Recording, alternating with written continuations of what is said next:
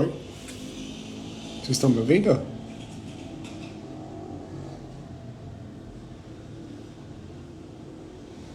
Ih,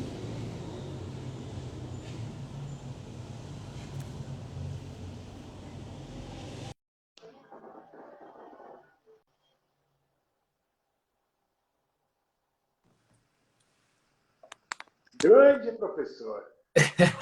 Tudo bem, Gabriel? Você tá bom? Tudo jóia, graças a Deus. E você? Tô bem, rapaz. De novo nós aqui, hein? Vamos lá. Maravilha. Mais uma live. Mas essa live, aí eles pegaram o nosso tópico, Gabriel. Lógico. O pessoal do marketing lá do Ideia Fértil falou assim, o doutor Gabriel não vai querer. Mas aí, quando eu falei, ó, Juliano Bedoski, preservação, eu falei, não demorou 2 minutos para eu responder sim. O Henrique até assustou, assim, ficou meio inseguro, falou, como assim, doutor Gabriel respondeu em 2 minutos? Eu falei, não, rapaz, você tá falando o que eu quero. Não. E ainda falei, putz, quem vai fazer a live? Gabriel, eu falei, tamo em casa. Pode marcar, pode confirmar que tamo junto. É nóis. Foi legal da outra vez, mas eles deram um tópicozinho mais complicado, né? Não, da outra vez foi chato pra caramba. Puta tema difícil, um negócio complicado, tem muita variação. Mas, ó, tive bons feedbacks aí, viu, Juliano? O pessoal gostou bastante. Eu acho que esclareceu para muita gente. Isso é excelente. E, Gabriel, assim, ó, vamos lá. Vamos pôr uma meta aqui pra gente, que da outra vez, fiquei sabendo que a nossa live foi na época, eu acho que chegou em segundo lugar no ranking de todas as lives que tinham em número de pessoas. Sim. Então a gente tem que bater de novo essa meta, Gabriel. Ainda mais para conscientizar todo mundo sobre preservação de fertilidade, Outubro Rosa. Então a gente tem esse compromisso hoje. Bora. Tema do momento, no outubro. Eu tô até de bermuda rosa, já que você vai me perguntar mesmo, eu já tô te falando. Eu tô de meia social rosa, Gabriel. Boa! Ele tá combinando. Tá, não ficar muito fora do tema, não. Se não tiver no tema, vai lá, veste alguma coisa e volta, eu te espero. É isso aí. Rapaz, nós vamos falar de um negócio aqui que todo outubro chama a atenção de muita gente. Muita gente fala, muita gente escreve, muita gente debate sobre isso. E eu acabei de ver aqui nas estatísticas do INCA que a estimativa é de que 66 mil mulheres, aproximadamente, vão ter um diagnóstico de câncer de mama, cara. Esse ano, né? Esse ano. Eu estava comparando anteriormente. 2016 foram 57 mil mulheres, né, de todas as faixas etárias. Esse ano... Espera aí que meu filho tá chegando aqui, aí ele vai querer entrar na live. A minha ainda é bebezinha, a minha não vai entrar agora. Depois a gente conversa. Olha lá. Eu sabia que isso ia acontecer. E o que eu acho mais interessante, Juliano, que aí entra de fato no nosso tema aqui, cara, é que no Brasil isso é difícil, mas eu fiz um levantamento tanto da Alemanha quanto da Inglaterra e tentando puxar aproximadamente de 8 a 9 mil mulheres menos de 40 anos vão ter um diagnóstico de câncer de mama, cara. Legal. Né? Quando a Esse gente número vê que não é pequeno, né? E é o que eu sempre falo, cadê essas 9 mil mulheres, né? Que nós estamos no Brasil e não vem para mim e acredito que também não vá todo mundo aí para você, né? Gabriel, acho que, então foi muito legal. Vamos lá. 66 mil mulheres. É compatível com o número que eu tinha na cabeça. Eu acreditava que 10% dessas mulheres estariam em idade reprodutiva. Então, você falar que mais ou menos umas 6.600, 7 mil mulheres, né, diagnosticadas com câncer de mama esse ano, vão estar em idade reprodutiva. Então, o tema que a gente está discutindo aqui é importante. E eu acho que não é só importante, isso dá um pouquinho um pouco do valor do que a gente está conversando hoje, não só para a questão do câncer de mama, né, mas para todos os cânceres. E, às vezes, Gabriel, já passei por isso, situação que o parente de algum médico foi diagnosticado com câncer e, num primeiro momento, mesmo o médico não pensou em preservação de fertilidade e o parente dele que foi diagnosticado com câncer, no caso era um primo, estava em idade reprodutiva e ainda não tinha filho. Aí, quando me ligou muito em cima da hora e falou, meu, não acredito. Na hora, a chave ligou tanto em tratar o câncer e focar nisso que a gente deixou de lado uma coisa importante. Agora a gente está correndo contra o tempo para congelar que a gente lembrou que é importante. Então, a conscientização disso é importante, tem o peso.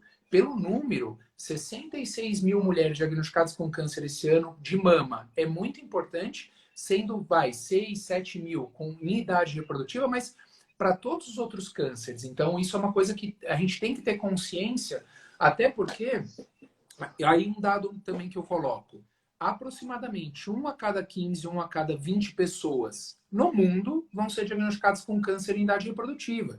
Então, a chance de repente, você ter um parente, você ter um amigo em idade reprodutiva diagnosticado com câncer não é pequena. E você saber o que, de repente, dá um direcionamento, você ter consciência do que fazer é muito importante. Sim.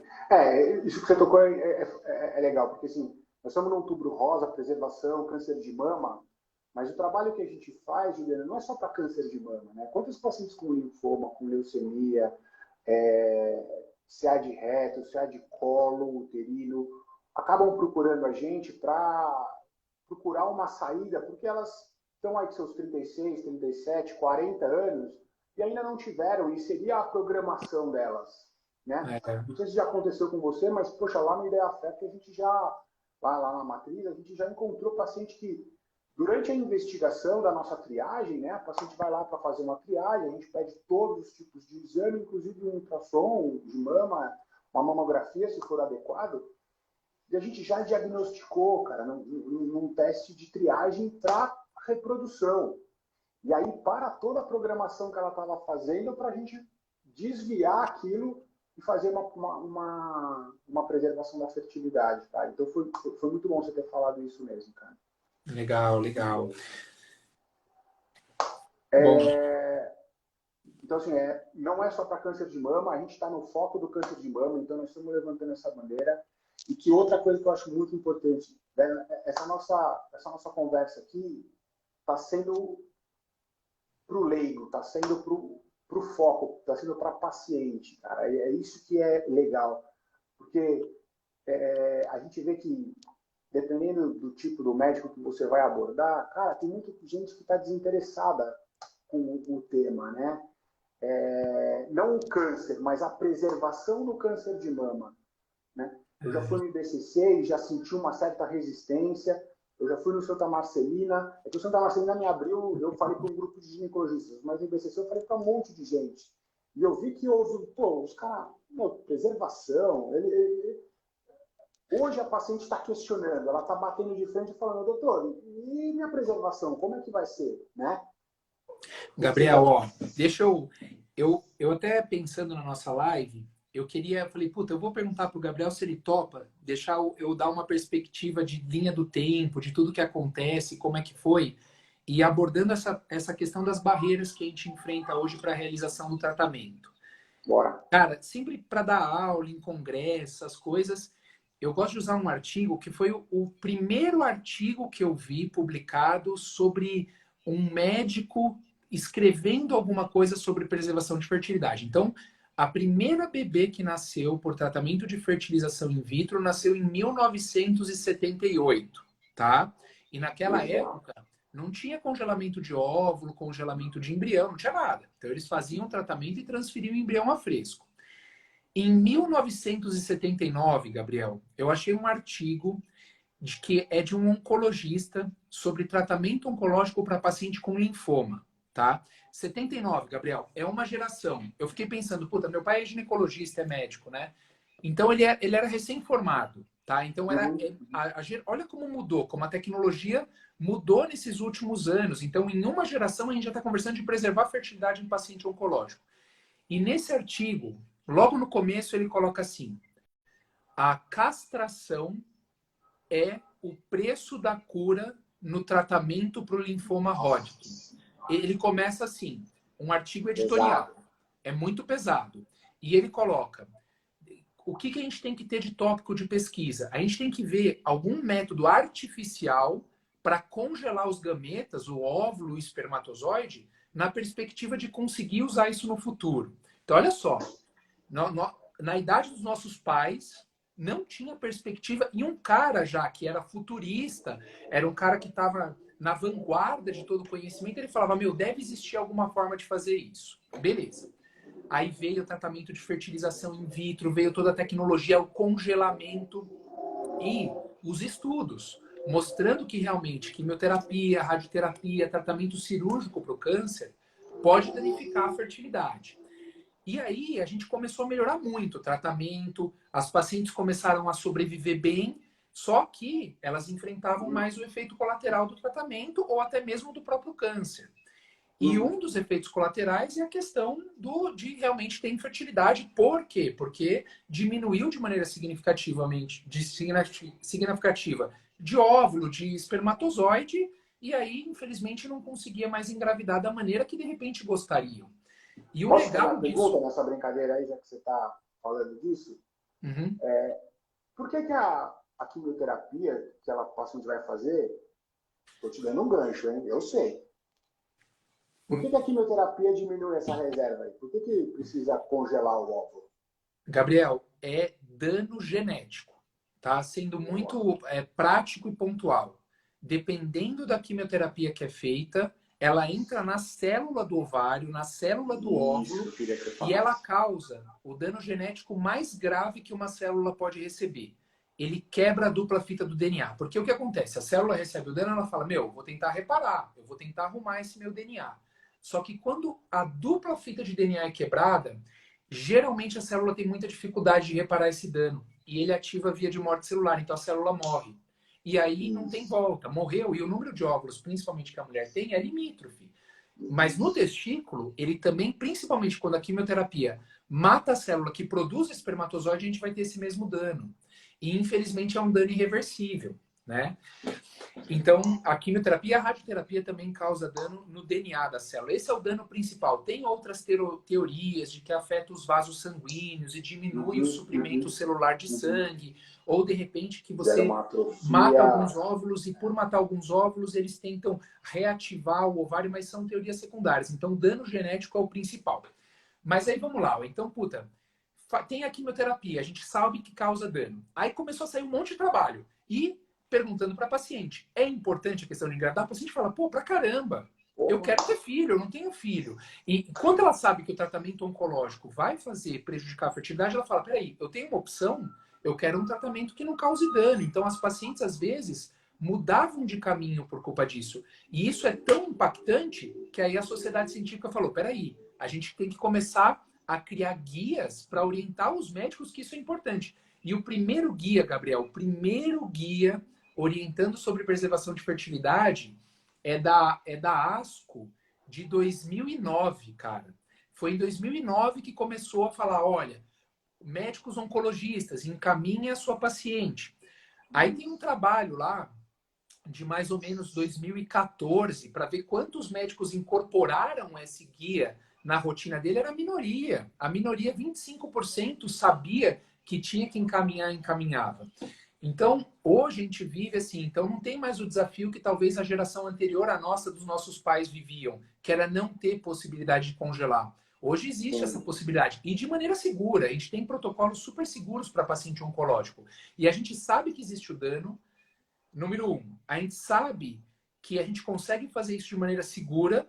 E número 2, e número 3, a paciente quer. A paciente quer. Não teria nenhum sentido a gente fazer alguma coisa disso se a paciente não quisesse. Ela quer engravidar. E se você pode oferecer, mesmo que seja uma chance de maneira segura, tem que oferecer.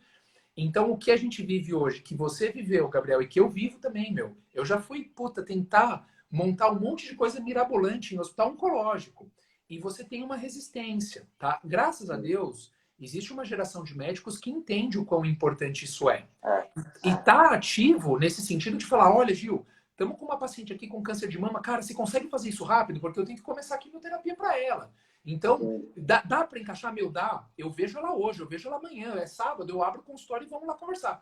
E a gente precisa fazer isso rápido e a gente entende da importância e essas pessoas mais novas também entendem. Mas, infelizmente, eu concordo. A gente vive umas barreiras, Gabriel, que, puta, eu juro, até é difícil, né? E a gente está nadando para conseguir vencê-las. E a minha perspectiva, Gabriel, é que num curto espaço de tempo, a gente já não esteja mais discutindo isso. Como os nossos pais aventavam a possibilidade de repente, ter um meio de congelar, a gente ainda aventa, puta, como a gente vai vencer as barreiras e futuramente não. É o que você falou, conscientização. A paciente sabe, ela vai atrás, ela fala, meu, eu tive câncer, eu tenho que congelar. Eu ouvi dizer que pode afetar minha fertilidade. Isso. A paciente vai atrás, né, cara? E não mais o médico vem oferecendo a coisa. É por isso que é importante a live.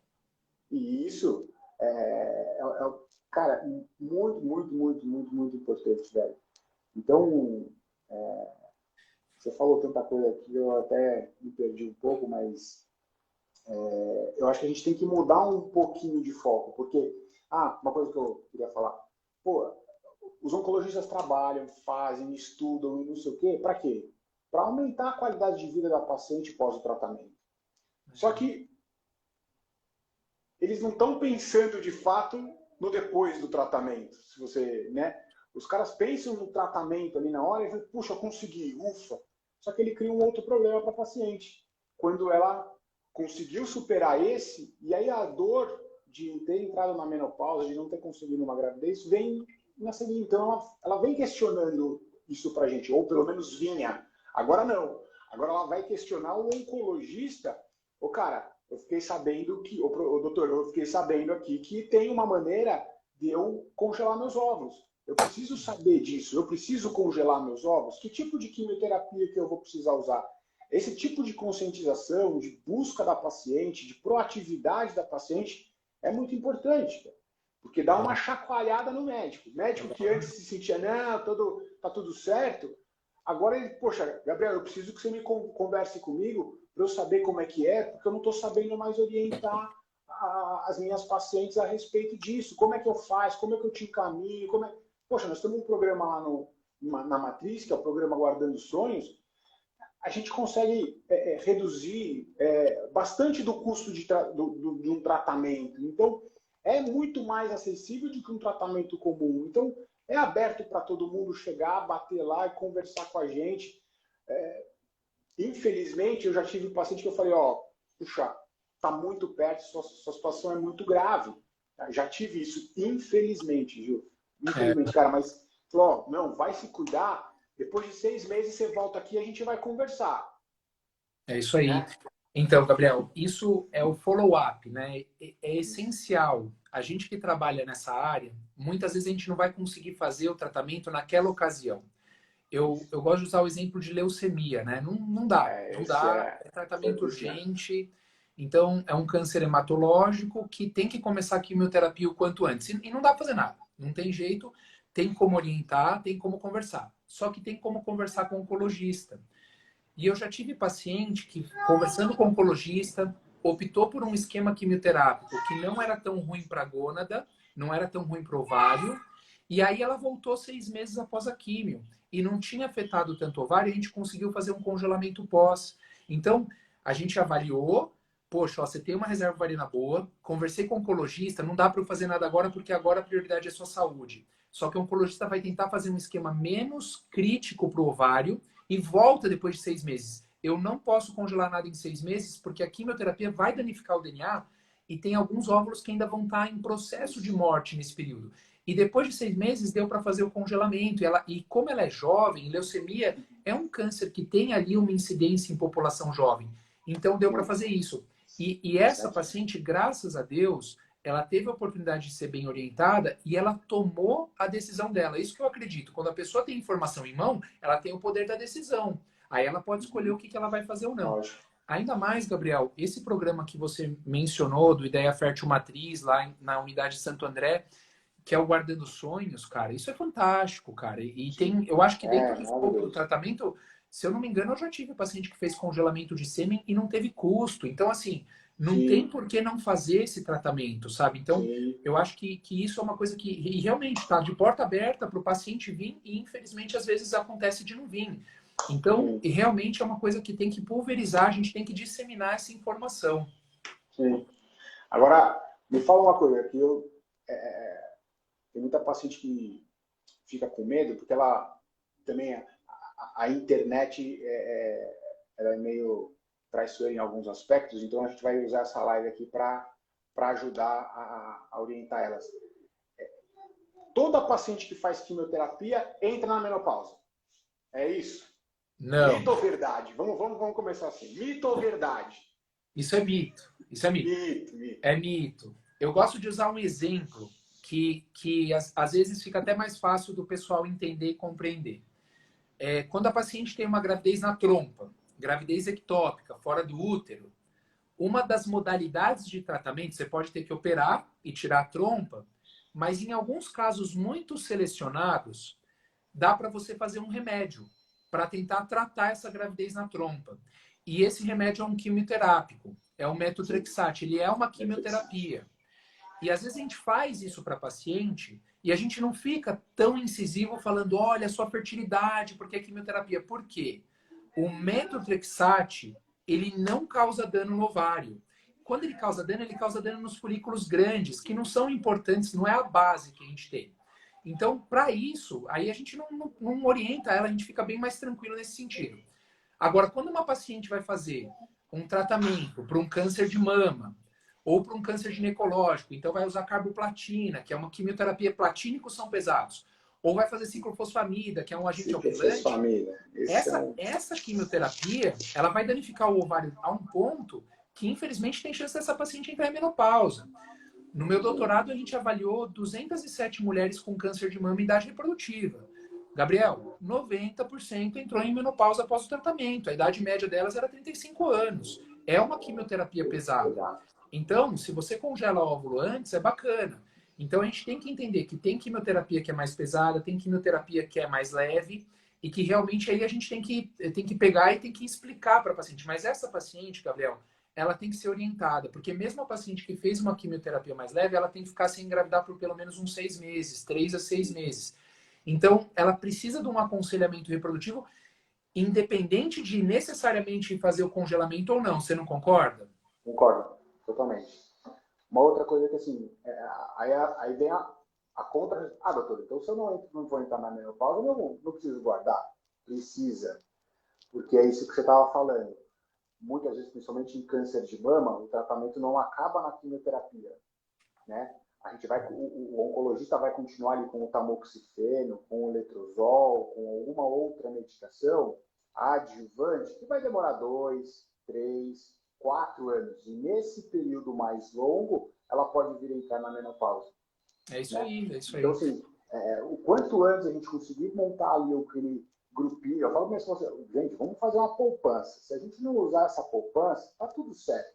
Agora, se a gente precisar usar essa poupança, a gente gasta dinheiro com tanta coisa, seguro para carro, e a gente não usa, não é? Previdência privada, às vezes a gente não usa. Poxa, isso aí é tão importante quanto, né? Se a gente for usar, tá ali fresquinho não, congelado, mas numa idade muito melhor, porque você não esperou esses 5 anos de tratamento, da quimioterapia. Você vai para tudo isso, acabou tudo isso, você vai muito mais tranquila. Inclusive, eu estava lendo um trabalho de psicólogos que diziam que as pacientes que faziam preservação da fertilidade, elas respondiam muito melhor à quimioterapia. E os caras acreditam que isso tem a ver com a visão de futuro da paciente. Quando ela tem um diagnóstico e ela fala, putz, acabou, minha vida acabou aqui, né? Porque é muito pesado. E aí, quando você dá uma perspectiva de futuro para ela, ela enfrenta a quimioterapia como se fosse mais um obstáculo, e não como o fim da linha. Entendeu? E aí ela consegue superar superar emocionalmente, fisicamente, e a coisa e ela pode até se dizer curada, né, daqui 10 anos do câncer de mama, né? Eu acho que é um público muito específico, né, Gabriel?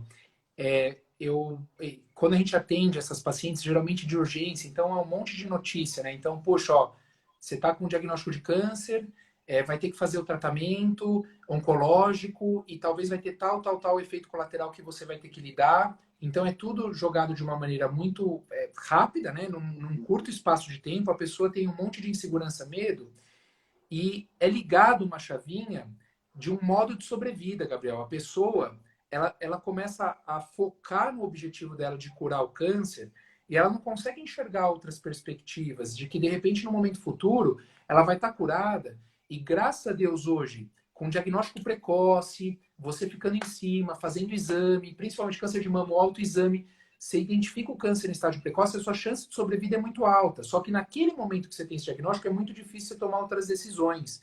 Então, você ter essa reserva, essa poupança que você comentou, é essencial, né? Para que depois, no momento futuro, quando você tiver com a cabeça mais tranquila, você falar, pô, que bom que eu fiz e que eu fui orientada para fazer isso. Porque naquele momento é muito difícil tomar uma decisão assim.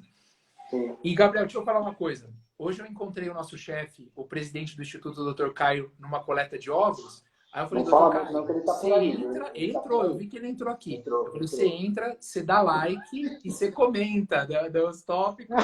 Fala, ó, muito boa live, tá tudo top. Puxa o saco dos pupilos, pô. A gente nada mais é do que pupilo Aí dele. valoriza a live, aumenta o número de views. Mas, Gabriel, assim, isso é uma coisa que eu acho, quando a gente lida com essas pacientes, né, a gente tem que tentar trazer conforto, tem que tentar trazer empatia, porque realmente é uma situação muito delicada e muito difícil de você abordar. Às vezes a gente vai trazer mais aspectos psicológicos para ela que de repente ela tinha. Vamos supor, tá num relacionamento de longa data e de repente você vai colocar, olha, vamos congelar óvulo, vamos congelar embrião, e isso pode trazer alguns conflitos em relacionamento. Então, a gente tem que ter muita cabeça e muito equilíbrio e tentar orientar os casais o que fazer da melhor maneira possível, os casais, a paciente, para que tudo corra bem e que no futuro a gente trabalhe com chance realística de sucesso, de ter bebê, ter carinho, né? Eu vejo a nossa profissão, assim, Gabriel, não só na preservação de fertilidade, mas num contexto geral, é normal, né? Tem gente que às vezes tem um pouquinho de preconceito contra a FIV, né? Fala assim, ah, mas eu não queria que fosse assim. Eu falo, poxa, mas a gente já está cuidando com tanto carinho desde o começo da vida, né? Então, vamos fazer isso tudo de uma maneira boa, vamos vibrar energia bacana, vai dar certo. E aí vem de encontro com o que você comentou, da paciente quando ela faz, ela já tem um propósito, ela fala, não, peraí, eu tenho um embrião congelado, eu vou curar, vai dar tudo certo, porque daqui a alguns anos eu estou vindo pegar esses meus óvulos, esse meu embrião, para transferir para engravidar. Então, isso é muito importante. E, Juliana, a gente tem que deixar claro que tem um monte de paciente aí e a gente tem que deixar claro que, assim, mesmo para câncer de mama, porque elas ficam, vou usar hormônio. Meu médico da oncologia lá, o mastologista, falou para eu não usar hormônio. Ele pediu para eu parar de usar o anticoncepcional porque tem hormônio. Eu vou ter problema? Não, né? Aí, cara, eu não vou falar mais nada, porque eu sei quem é o homem que descobriu o negócio. Pode falar, cara. Então, quando você dá hormônio para o ovário, o problema não é o hormônio que a gente está dando. O problema é a resposta do ovário, né? E realmente, quando você dá o hormônio, você faz o tratamento hormonal para estimular um crescimento de múltiplos folículos. Então, você vai ter uma resposta desses folículos e eles respondem tanto crescendo para dar o óvulo, também produzindo hormônio. E, infelizmente, por exemplo, alguns cânceres de mama e alguns outros tipos de tumores, eles têm receptor hormonal positivo. Então, faz sentido ter essa dúvida. Peraí, eu tenho um câncer que ele cresceu por culpa de hormônio. E você vai me dar hormônio que vai estimular o ovário a produzir mais hormônio, não vai agravar?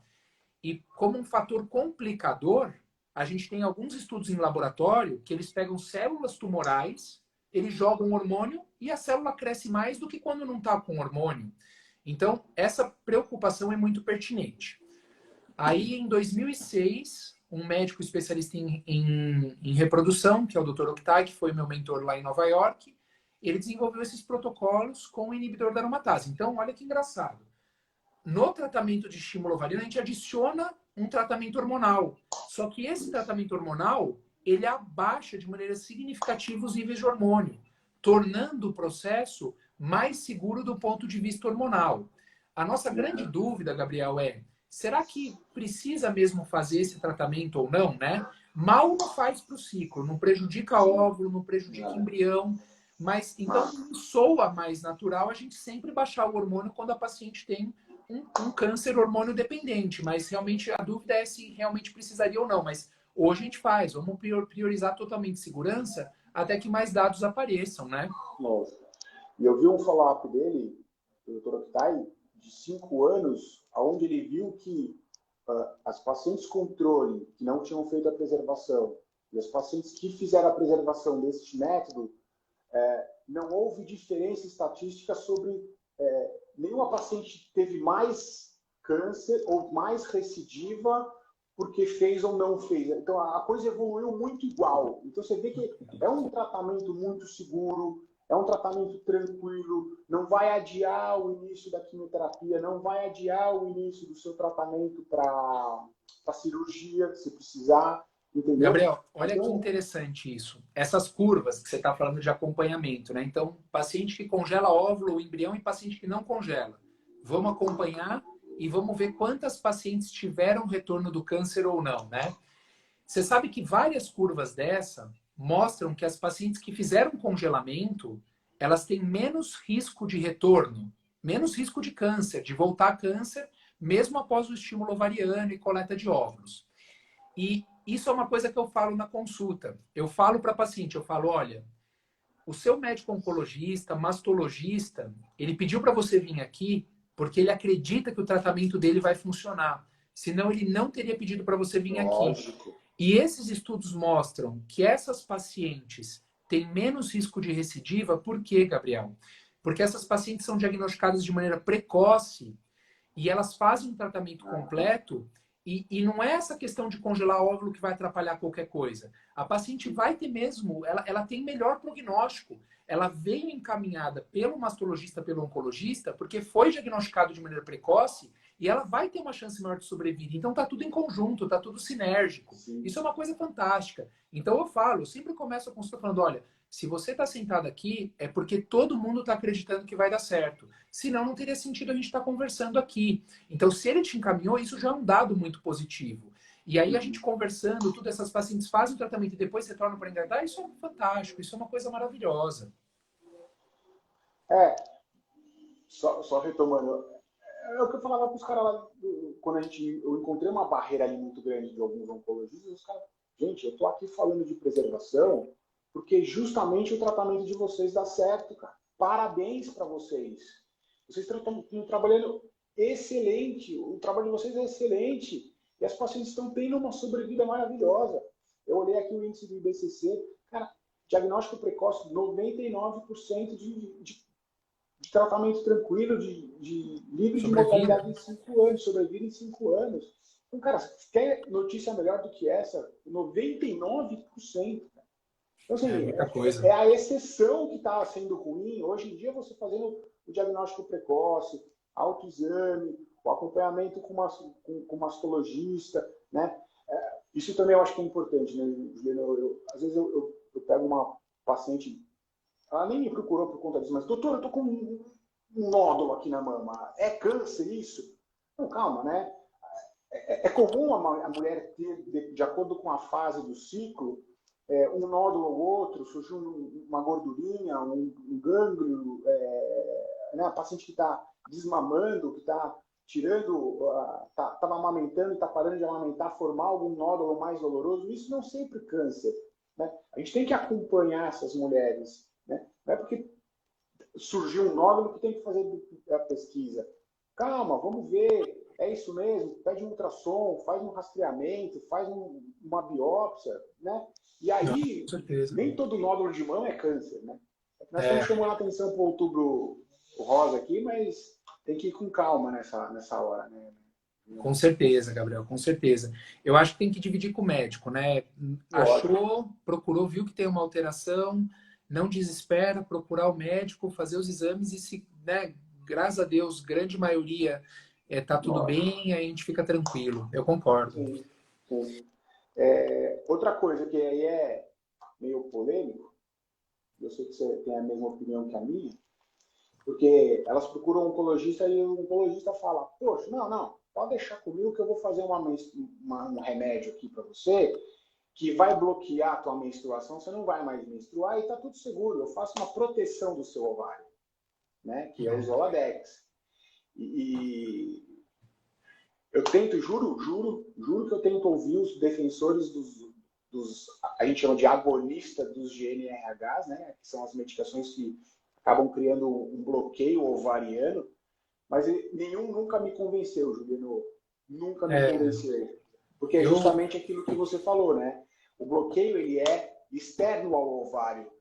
E a quimioterapia, ela vai no DNA do ovário, ela vai no DNA da célula do ovário, do óvulo, né? É isso então, aí. esse dano é independente ao uso ou não do agonista. Perfeito, né? Perfeito. Aí é um assunto polêmico. Eu tento me segurar, Gabriel, porque eu sou meio... Mas estamos em casa. Você não está na tua casa? Eu estou na minha casa, eu estou em casa. Não, eu estou em casa. Eu estou em casa. E eu me sinto muito à vontade com você, então eu vou falar. Eu juro que eu tento me segurar, porque é duro, Gabriel. O pessoal, eu acho que eu estou começando a pegar muito pesado nisso, o pessoal já fica meio assim. Então, se tem ali dúvida em relação a usar ou não, tudo bem, mas e realmente é essa a grande questão. Então, não, eu fiz um tratamento medicamentoso que me preservou fertilidade. Esse tratamento medicamentoso Zoladex, ele não age na célula que vai estar sendo afetada. A paciente vai perder óvulo, entendeu? Vai. E, infelizmente, os trabalhos que mostram algum benefício, eles são completamente errados no desenho, tá tudo errado. Eu mesmo tenho algumas publicações questionando vários resultados de alguns estudos com o Octari. E a gente vê uma barbaridade atrás da outra, porque eles ficam pensando em menstruação. Será que a menstruação ela é um marcador confiável de fertilidade ou não? A gente sabe que não é, Gabriel. Hoje a gente tem teste mais sensível, dosar hormônio antimileriano para ver número de óvulos, fazer ultrassom e contar folículo para ver número de óvulos. Hoje a gente tem maneira mais, né? A gente palpa, a gente tem a informação na nossa mão. Vai ficar confiando em menstruação é complicado. Tem um outro trabalho que eles gostam muito de pacientes com câncer de mama, que usou esse remédio, o Zoladex, que eles falavam assim, mas a paciente que usou o Zoladex engravidava mais. Pô, aí quando você vai ver a tabela, tinha mais paciente tentando. Se tem mais paciente tentando, vai engravidar mais. Aí parece aquele meme lá daquele carinha fazendo assim, ó. Não tem jeito, tá tentando mais, vai engravidar mais. Tá tentando menos, vai engravidar menos. Então, é muito controverso todo esse assunto, mas realmente a gente tem que oferecer um tratamento de primeira linha, a gente tem que oferecer chance realística para a paciente. A gente já sabe que não é todo óvulo, não é todo embrião que gera gravidez e que muitas vezes o tratamento é desgastante. E se a gente perder essa oportunidade para aquela paciente, a gente pode estar perdendo uma coisa muito valiosa para ela, que é um planejamento familiar e constituição de família. Então a gente não pode pôr em risco, deixar de lado um tratamento que é o padrão ouro, que definitivamente tem mais do que prova, tem mais de 8 milhões de bebês que nasceram por meio de tratamento de fertilização in vitro, para usar um medicamento que tem um estudo ou outro que mostra, não, peraí, você quer tentar usar isso junto, beleza, mas não prive a paciente de fazer congelamento de óvulo, embrião, ou do homem congelar o sêmen. Vamos lá. Por que eles não fazem isso para homem, Gabriel? Se protege, deveria proteger o ovário como protege o testículo. Eles não fazem mais para homem. Mas é que para homem não tem evidência científica. O remédio é o mesmo. O testículo, o ovário são gônadas. Se não, é que não protege porque você tem um espermograma. É uma mensuração direta. Os trabalhos antigos usavam menstruação, viam se o paciente engravidava ou não, mas é um desfecho muito difícil de medir. Então, por isso que eu não acredito no Zoladex, porque falta dado. E eu não vou oferecer um tratamento que falta dado, não vale a pena. Tem que oferecer uma coisa boa para a paciente. Eu também não gosto muito de entrar contra o oncologista. Eu falo, ele quer fazer? Tudo bem, mas vem aqui e congela o óvulo. É isso aí. Né?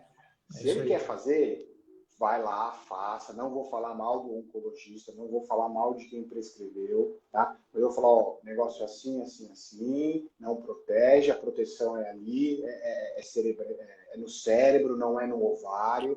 Então, você tá com o seu ovário livre, você tá com o seu ovário desbloqueado e a medicação, a quimioterapia, vai atingir o DNA, que você falou, o DNA do óvulo. E ele vai destruir esse DNA do óvulo. É isso, e acabou. Aí não tem mais, Gabriel. Aí acabou, quando danificou o óvulo, a gente não consegue mais fazer nada. Aí não tem mais o que fazer. E uma coisa que a gente sempre tem que levar em consideração é que assim, o óvulo ele tem uma limitação, ele já produziu todos, o ovário já produziu todos os óvulos, né, Juliano? Ele não vai refazer, né? A gente pega o paciente, eu tenho anemia, depois a anemia vai, volta, o cabelo caiu por causa da quimioterapia, ele volta, mas o ovário não. O ovário ele é limitado. A mulher já nasceu com toda a quantidade de óvulos quando ela produziu todos os óvulos, ela ainda estava dentro do útero da mãe. Aí, a partir do que ela nasceu, ela só começa a gastar, e a quimioterapia só acelera de uma maneira gigantesca essa perda. Então, congelar o óvulo, guardar esse material aí é fundamental. E, Juliano, quando é que dá para começar aí? Tem que esperar a menstruação? Não tem? Como é que é essa coisa aí? Dá para chegar no consultório e falar, vamos lá fazer ultrassom e vamos começar? Pode ser assim? Pode. Então, essa era uma outra dúvida também que a gente tinha. Será que esses óvulos eram bons? E como é que a gente poderia fazer isso acontecer? Então, como é que eram os tratamentos habituais antes de ter congelamento, né? Então, a gente tinha que sincronizar o crescimento do folículo com o crescimento do endométrio. Por quê? Formava o embrião, você tinha que colocar o embrião dentro do útero. Você não tinha congelamento, era uma coisa que não funcionava tão bem.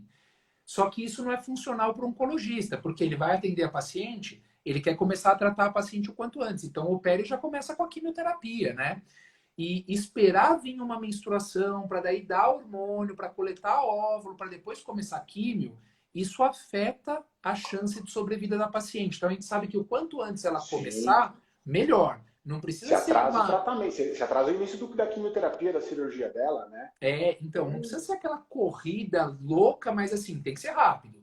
E, puxa vida, então, será que vocês conseguem trabalhar de uma maneira diferente? Olha que interessante. Em reprodução bovina, isso já era feito muito tempo. Estímulo em fase lútea, por quê? Lá tem, então, eles vão fazer tratamento, eles vão inseminar as vaquinhas, tudo. Eles têm uma vaca que é a doadora. Então, eles pegam, eles estimulam, coletam um monte de óvulo e inseminam nas outras. Mas eles sempre faziam na fase lútea. Então, em reprodução bovina, em reprodução animal, isso já era feito há anos. Fase lútea, só para esclarecer aqui, é a fase do ciclo depois da ovulação, né, Juliana? Depois da ovulação, que é a fase pós-ovulatória. Então, eles já faziam isso em animais há muito tempo. Eles estimulavam e eles sabiam que esses óvulos eles eram competentes. E a gente não tinha congelamento. Aí começou a melhorar congelamento, melhorar cada vez mais, a tecnologia, aprimorar. E hoje, embrião congelado, por exemplo, não sente nada. E eu vou falar, em nome do Ideia Fértil, as taxas de sobrevida de óvulos estão fantásticas. O Ivan falou para mim que 2020 foi 88% de sobrevida de taxa de óvulo. Isso é benchmark.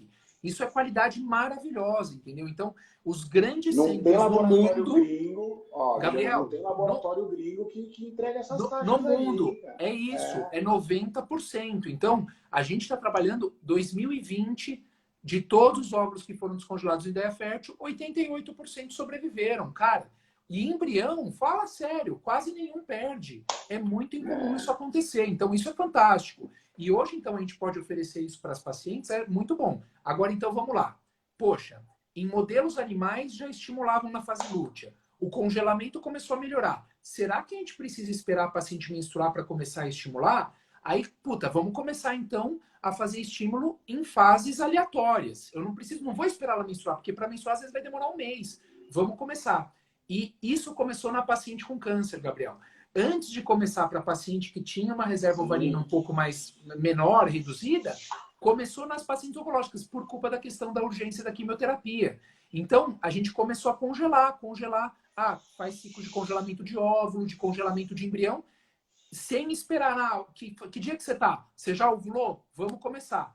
Aí a gente viu que funcionava e começou a fazer em vários momentos. Então hoje você pode estimular a paciente com folículo dominante, já na fase pós-ovulatória, na fase menstrual, sem ter diferença de número de óvulos, de qualidade de óvulo, de qualidade de embrião. Isso é muito bacana. Então você não precisa esperar para a paciente. Você consegue fazer um tratamento de estímulo ovariano em 14 dias. Isso é ótimo. Sim, maravilhoso. E não atrasa, né? Porque assim, enquanto ela está esperando o resultado da biópsia, ou enquanto ela está esperando alguns exames pré-cirúrgicos ou pré-quimioterapia, ela já está fazendo o tratamento de preservação. E Gabriel, olha só que legal, ó. Existe, para câncer de mama, entre a cirurgia e a químio, a janela típica é um mês, cara. A janela típica. Até o convênio liberar a químio, ou mesmo pelo SUS até realizar a químio, é 1 mês a 40 dias. Já é a janela que eles programam. Nesse interim, Gabriel, a gente não só consegue coletar uma vez, se a gente começar rápido, como a gente consegue coletar uma segunda vez. Então, a gente pode fazer o estímulo ovariano, congelar óvulo, e antes da paciente menstruar, de dar um reset no corpo, depois de 4 dias que a gente coletou, a gente já pode começar de novo para coletar de novo. Então, a gente sabe hoje que existem ondas de folículos. Dentro de um ciclo menstrual, a mulher tem pelo menos 2 oportunidades para começar a estimular a ovulação. E o ovário vai responder. Você vai dar hormônio, vai crescer folículo. E a gente consegue estar fazendo a coleta de óvulo. Então, no cenário da oncofertilidade, isso é magnífico, isso é brilhante. Ô, Juliana, a gente se empolga, a gente fala muito, né, cara? Já estamos acabando aqui quase. Tem que tirar dúvidas. Perguntar... não, deixa eu só... Ô, Gabriel, eu fiquei feliz, porque eu vi pelo menos... Uma pergunta aqui, peraí. Ó, nos comentários, teve pelo menos umas 2 ou 3 pacientes que fizeram congelamento de óvulo ou embrião antes de quimioterapia. Aqui, passando os comentários, tem umas 2 ou 3 pacientes que estão assistindo a gente que fizeram isso. Muito bacana, muito bacana. Bom, maravilhoso. Então, a paciente que mandou uma pergunta é a seguinte, ó. Ela está tomando tamoxifeno porque ela teve câncer de mama, né? A gente já comentou. E aí, ó, depois de quanto tempo depois da químio eu posso fazer uma FIV? Tá, da químio ou ela tá usando tamoxifeno e parou a químio? Depois da término da químio eu posso fazer uma FIV. Tá. Aí ó, então... fica complicado porque é o seguinte, se ela está pensando em FIV porque ela quer engravidar, aí a gente tem que aguardar a liberação do oncologista. Perfeito? Porque aí a gente vai ter uma gravidez no meio do caminho. Agora, ela fez a quimioterapia e não fez congelamento. Quanto tempo depois ela pode fazer esse congelamento? Ela faz a indução para o congelamento. Tá, então vamos lá. Ó. Já fez a quimioterapia? No mínimo, tem que esperar 6 meses após o término da quimioterapia para pensar em qualquer coisa do ponto de vista reprodutivo. Mas o que o Gabriel falou é um dos pilares. O oncologista tem que liberar para engravidar. Por quê? Tá? A gente tem medo de ter recidiva. O que é recidiva? Você tratou o câncer e você precisa ter certeza que ele não vai voltar. E a gente sabe que habitualmente, infelizmente, os primeiros 2 anos, eles são de maiores riscos para o câncer voltar. Então, imagina você estar grávida e, de repente, você diagnostica que voltou o câncer. A prioridade é a sua saúde. Então, você não pode... Você está grávida, mas você tem que se tratar. Então, são situações muito delicadas. Em alguns casos, quando isso acontece, tem que fazer quimioterapia durante a gravidez. Às vezes, tem que adiantar o parto, o nenenzinho vai para UTI. Tudo isso já programado, já sabendo que isso vai acontecer. Então, geralmente, o oncologista, ele pede para esperar uns 2 anos, para ter uma segurança de que já passou daquela fase mais grave de risco de recorrência. E se o tumor foi diagnosticado muito inicial, tudo em 2 anos, o onco vai falar, tá liberado. Então, do ponto de vista reprodutivo, em 6 meses, os óvulos que estão no ovário já não estão mais... O que tinha que sofrer dano da quimioterapia no DNA já foi. Então, esses óvulos agora daria para tentar usar para FIV. Só que tem que ter liberação do oncologista para engravidar. O que isso não te privaria de congelar óvulo ou embrião, tá? Sim. Então, isso é uma coisa legal. E tem uma outra coisa, o tamoxifeno. O tamoxifeno é um medicamento teratogênico. O que é teratogênico? Ele pode causar problemas de formação do nenê. O principal efeito do tamoxifeno é restrição de crescimento intrauterino. E ele é um remédio que não dá para a gente parar num dia e já... beleza, ele foi limpo do corpo, não estou tomando mais, vou engravidar. Para você fazer o washout, você tirar o remédio do corpo, demora 3 meses. Então, quando a paciente com câncer de mama que está tomando tamoxifeno quer engravidar, se ela foi liberada do oncologista, ela tem que ficar 3 meses sem engravidar, sem ter risco, para daí depois engravidar, tá? E outra coisa, Gabriel, tamoxifeno é um hormônio que às vezes dá pólipo no endométrio. E a gente sabe que o pólipo no endométrio pode dificultar um pouco a gravidez. Então, habitualmente, mesmo que às vezes o ultrassom seja muito bonitinho, eu peço para as pacientes fazerem esteroscopia antes de transferir embrião, para ter mais tranquilidade, para saber que não tem nenhum pólipo lá dentro, né? Então, eu sempre foco nesses pontos na conversa com a paciente. Sim, também. É rotina nossa na Ideia Fértil pedir sempre a estereoscopia antes de transferência de embrião, né? Legal, o pai é um grande estudioso dessa área de estereoscopia, grande laparoscopista, ele sempre reforçou isso pra gente, e a gente vê que isso não é uma coisa tão habitual assim no meio da reprodução humana, e às vezes, foi o que a gente discutiu na nossa outra live, um simples pólipo poderia ter causado todas as dificuldades, você vai lá, tira o pólipo e acabou, né? Juliano, ó, estamos acabando, cara. Tá no final já. Quer mais uma perguntinha? Ou agora? Mais uma? Não, você que sabe. Aqui. Você tem alguma, cara? Eu não lembro mais de nada aqui. Vamos ver. Ó, aqui... Deixa eu ver se alguém mais mandou alguém aqui. Os caras estão pegando no teu pé aqui, viu? Você tá vendo aí os comentários? Eu tô vendo. O pessoal é gente boa, meu. Tudo amigo. Ó, então, vamos... Você quer ilustrar algum cenário aí, Gabriel, que as pacientes, que é uma informação bacana, passar uma mensagem final? Eu acho que seria interessante a gente passar isso. Eu posso começar, Gabriel? Posso falar? Vai. Pode? O que eu acho interessante, gente? Vocês que estão aqui com a gente, assistindo até agora, e agora Outubro Rosa, conscientização, informação é tudo, tá? Então, sempre que a paciente vai realizar um tratamento, que você sabe que um dos efeitos colaterais é comprometer a fertilidade, e grande maioria dos tratamentos oncológicos fazem isso, é de extrema importância que ela tenha um aconselhamento reprodutivo, tá? Então, se vocês têm oportunidade, vocês conhecem alguém que está passando por isso, às vezes essa pessoa, você pensa que está tudo controlado, mas às vezes ela não sabe. Então, é interessante colocar isso na vida dela e falar, olha, você já pensou nisso também? Porque às vezes a paciente, infelizmente, ela está num momento de vida tão crucial, tão importante para ela, que ela está tão focada no tratamento que ela não consegue ter essa perspectiva. Então, eu acho que num papel aí de ser bom cidadão, de realmente tentar ajudar o próximo, essa informação é uma coisa legal. É muito delicado, é muito difícil quando você sabe isso. Mas a pessoa tem que ser informada para ela ter autonomia de decisão. Se ela decidiu não fazer o tratamento, às vezes já tem filho, alguma coisa, tudo bem. Mas ela tem que ser informada. Então, e eu acredito que isso, às vezes, a gente vai ter uma oportunidade de comentar. Então, primeiro, rastreamento precoce, detecção precoce salva vidas. Autoexame, né? Autoexame. A mulher tem que aprender ela mesma, assim, entender. Ela tem que conhecer sua mama, ela tem que saber quando que a mama dela é na menstruação, quando é na ovulação, né? Tem, às vezes, vergonha de se tocar, né? Ela tem que tocar a axila, ela tem que tocar a mama, ela tem que entender como que é o corpo dela. A pandemia prejudicou, né, Gabriel? Que o pessoal não saía de casa, não fazia ultrassom, não fazia mamografia.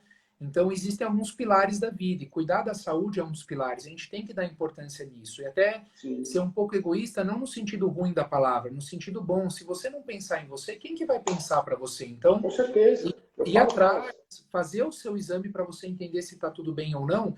E se você puder, né, de repente, ter a noção de que isso é importante, ajudar o próximo e lembrar disso, porque às vezes é uma luz que vem, então orientar o próximo. Não necessariamente a pessoa vai fazer alguma coisa, mas ela ter sido informada é muito importante para ela. Eu acho que essa é a minha mensagem final, assim. E, Juliano, acabou, cara. Acabou, velho. Muito obrigado por você estar aqui. Eu acho que vai ajudar muita gente, porque é muito tabu, é muito mito. Você viu que tudo que a gente foi falando aqui, tudo que eu fui falando para vocês são coisas que as pacientes trazem, são informações que a gente precisa deixar claro para todo mundo, que fazer preservação é uma coisa segura, que não vai piorar, só vai melhorar o futuro dela.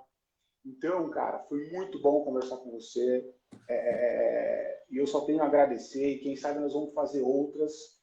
Aí nós vamos falar de alguma coisa menos pesada, vamos falar de estereoscopia, porque eu estou vendo que você gosta de estereoscopia. A gente tem que ficar de olho no pessoal do marketing, que eles estão pedindo para a gente fazer live. Agora o Outubro Rosa foi muito fantástico, mas no passado eles deram um tópico difícil. O próximo tem que ser aquele tópico tranquilinho para a gente, Gabriel. Nossa, coisa linda. Só para a gente ficar falando bobagem aqui. Gente, então é o seguinte, quero agradecer a todo mundo. Obrigado pela live de hoje. E estaremos numa próxima live aí, se Deus quiser, todo mundo saudável e sem máscara, pelo amor de Deus, que eu não estou mais aguentando esse negócio de máscara. Mas se protejam, se cuida. Grande abraço, beijo da família Ideia Fértil, gente. Um abraço, gente. Obrigado pela presença. Falou, Gabriel, viu? valeu, viu? Tchau, tchau. Tchau, tchau.